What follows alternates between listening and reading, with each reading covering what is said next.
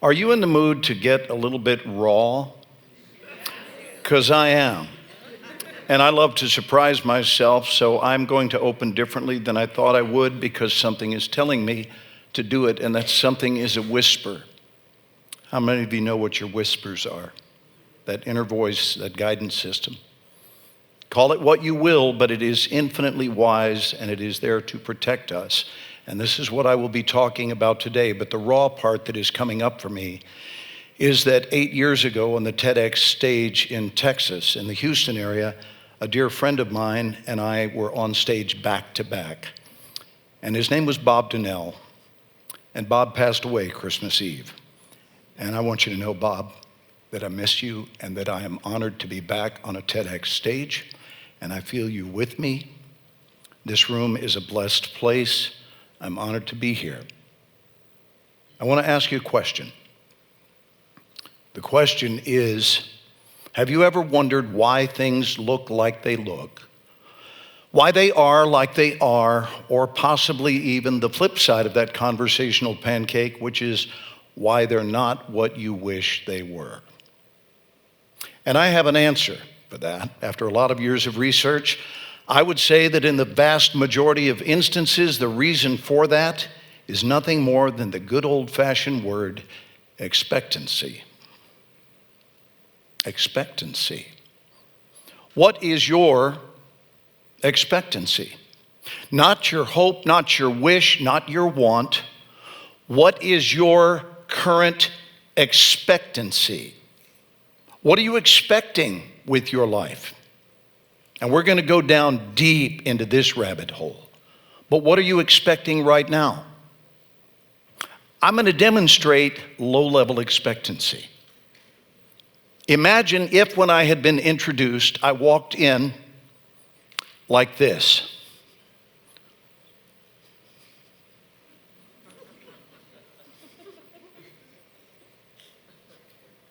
Good afternoon.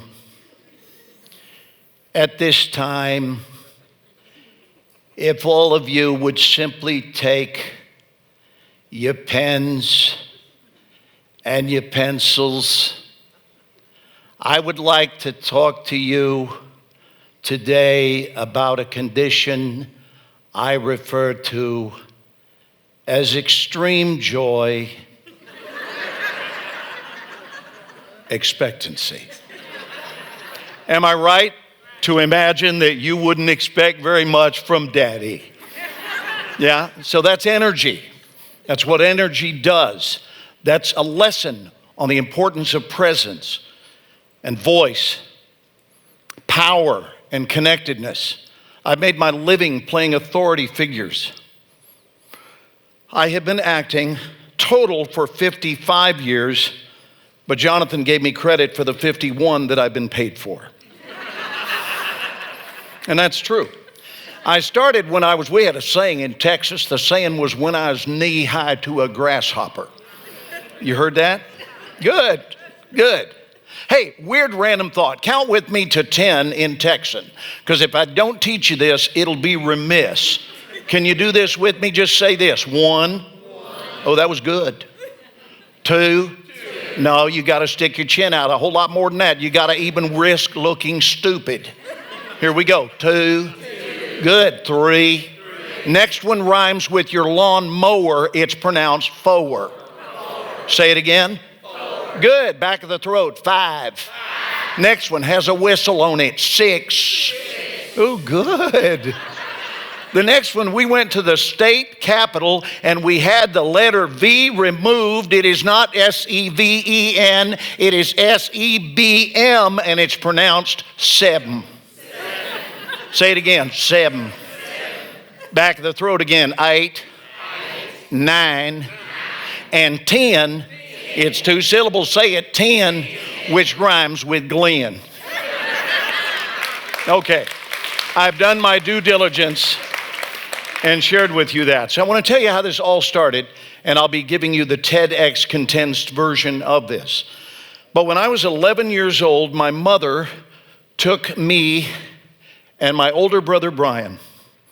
God rest his soul. I lost my brother, my one and only brother, 6 years ago. And Brian, brother, you just made a TED Talk. Glad you're here with me.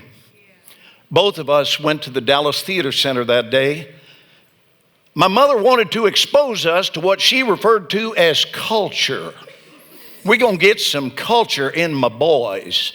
So went to the theater, and when the curtain came up a few minutes into the play, a girl I knew from school walked out. And it was a surprise. I didn't know Debbie was in the show. It was my friend, Debbie Siegel. And everybody on that stage looked like they were having a blast. This whole thing was beautifully orchestrated for my benefit so that I could look there and get excited about it. Now, mind you, proof that beauty is in the eye of the beholder. My brother is 2 seats down. My mom's here. My brother's here. I'm having a life-changing experience. What I'm watching is going to change the trajectory of my entire life, still feeling it today, what happened that day. Cut to my brother over here who's watching the same play, but frankly would prefer eating broken glass and mayonnaise. He doesn't want to be here at all, but it changed my life. Beauty is in fact in the eye of the beholder. Everything is in the eye of the beholder. And at intermission, I went and tugged on my mom and said, "Hey Mom, I would love to do that, and I've got a friend that's in the show. You saw me smiling, that's because my friend Debbie Siegel is in the show." And she said, "Well, I'll look into it. I'll see if they have classes, and we'll see what we can do to get you enrolled." Thank you, Mom. Thank you, Mom, because my mom was Action Jackson, and she changed my life because she took my yearning seriously. And she put me right in class the following week. I took to it like a duck to water.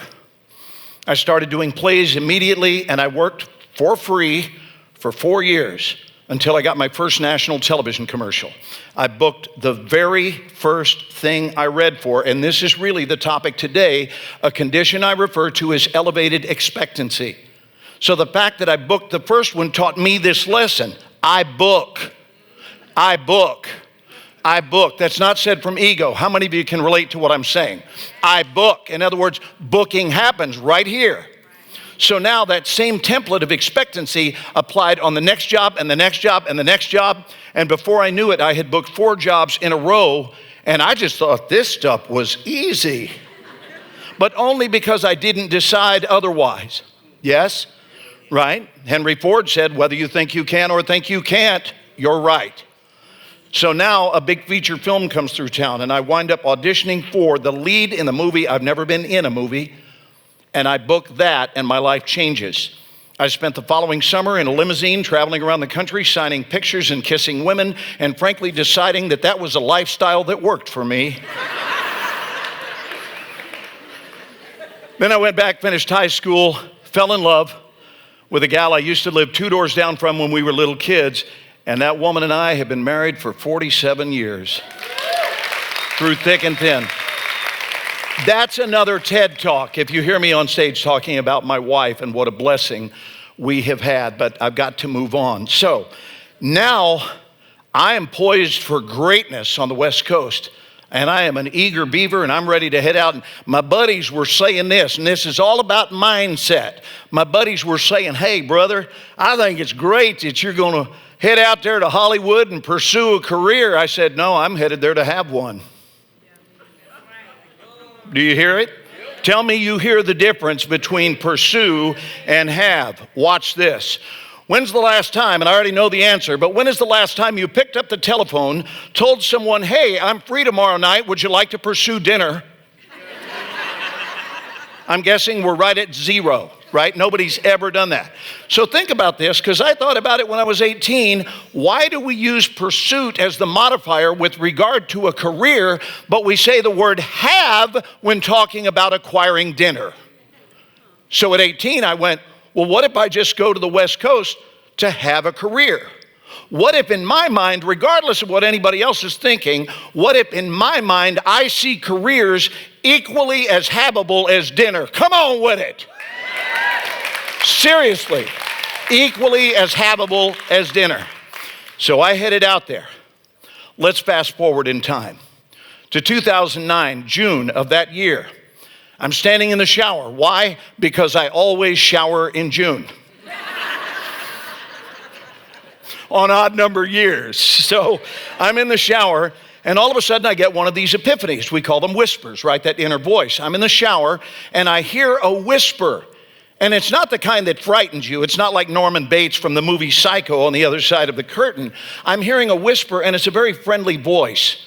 And that voice is a voice that is absolutely there to love on me and protect me and guide me and hold me. And right now, it wants me to hear something, and it wants me to write it down. If you ever want to look at any of my online talks, I talk a lot about listening and obeying the whisper. So it wanted me to write down now, not later. So I turned off the water, went out. Evidence of the urgency was all over the floor. Did not bother to dry off. Hand to God, didn't dry off, wrote it down. Here's what the whisper had to say. This is straight out of thin air, and it'll change your life, I promise. Here are the 4 rooms of expectancy. Room 1, impossibility. Their theme word is the word no. These are the negators of the world, the naysayers of the world.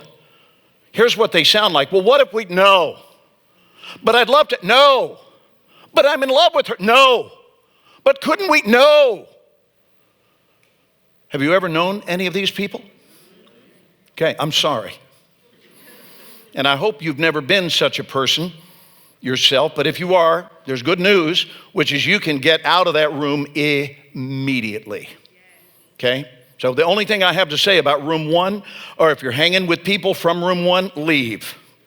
That doesn't mean don't be nice to everybody. Please do. Come from love. Demonstrate love. Connect with all people. But all people doesn't mean long-term friendships. Be more discerning. Decide who is a coffee house friend and who is a lifetime, a reason, a season, a lifetime, right? So when you're choosing long-term macro relationships, be mindful of this. Let's move over to room 2. Again, room 1, impossibility, theme word no. Now we move to possibility, where the theme word is maybe. Maybe. It's the room of neutrality. It is the birthplace of listening, right? These people don't stand around with their arms crossed like this. They are wide open, and they're saying, tell me more. I'm listening. These people are avid note takers. They really listen. Strangely enough, they take notes, but they only, in room 2, use pencils, specifically number 2 pencils. I wrote that this morning. I'm not sure I feel great about it. Now we move to room 3. Room 3, we've now upgraded to probability. So let's review. Impossibility, room 1 is no. That's the theme word. Now we go to 2, possibility, theme word maybe. Now we're in room 3. Their word is likely. This is the birthplace of optimism. Ooh, now it's getting interesting, right? These are the people that lean forward in life. These are the people who hold in their hearts what I call elevated expectancy. In other words, they're looking for things to go well. They complain about nothing. It's not their nature, because they understand that that complaint cycle interferes with everything. Oh, I would give you an hour and a half talk on this if I could, but I'm going to move to room 4. So room 4, the most elevated expectancy there is. Any guesses? That's the code word, so you're doing well. What's the name of the room? That is it. Bingo. Give him a hand. That's awesome, right? So let's track it. So it goes impossibility, possibility, probability, and now inevitability, meaning there is no other way. There's no other thought allowed. Please say this after me, only because it will help you. So here's one of my favorite phrases. Say this: things work out for me. Say it one more time with a little gusto. Things work out for me. Because here's the reality. They do, and they're working out right now. And nobody ever said it was going to be easy. Nobody told you that. There are chapters of life that are really, really hard. But even in that, on some level, things work out for me. And I'll promise you, when you hold on to things work out for me, it takes you out of every form of anxiety there is. It eclipses anxiety because you've left no space for it. Daddy's all jacked up today. So let me close by offering a little thought from one of my favorite artists. In Texas, we called him old Michelangelo. In Italy, they call him Michelangelo, right? So Michelangelo, when he was 26 years old, amazing, carved a familiar statue. You know it. Maybe some of you have been to Florence, called the Statue of David. Took him 3 years. He started in 1501, finished in 1504, and a little known fact, he actually grabbed a piece of marble that had been discarded by 2 other artists. They had labeled it flawed, hence the expression, one man's trash is another man's treasure. Amazing. So they just said, we won't do anything with this. The marble is bad news. And actually, Michelangelo let that marble sit for 42 years. There was that kind of gap. And then he grabbed a hold of it and said, watch this. And he pulled David out of that marble. When he was asked how he had carved such a magnificent statue, how did you carve the statue of David? Might be the most brilliant thing I've heard anybody say in life. Here's what Michelangelo said. He said, I didn't carve David. I simply carved away everything that was not David. Oh, come on. Why don't you just go ahead and explain life to us? Meaning that every one of us are all slabs of marble. What do you want to carve? It's already there. Do you understand? You don't have to become anything. It's already going on. That thing you've been chasing, you already are. I'm going to say it again. The thing you've been chasing, you already are. It is simply buried underneath rubble of doubt. Most of it issued to you by society. So I'm going to close with this invitation. You know, our self-esteem, it governs a lot of things. But mostly it governs our expectancy. And our expectancy governs our reality. So let me ask you this. Who have you been waiting your whole life to be? Because I'm here to tell you, you don't have to become him or her. All you have to do is unveil it by slowly but surely chipping away at everything that isn't that. What will be left over is the finest version of you this world will ever see. God bless.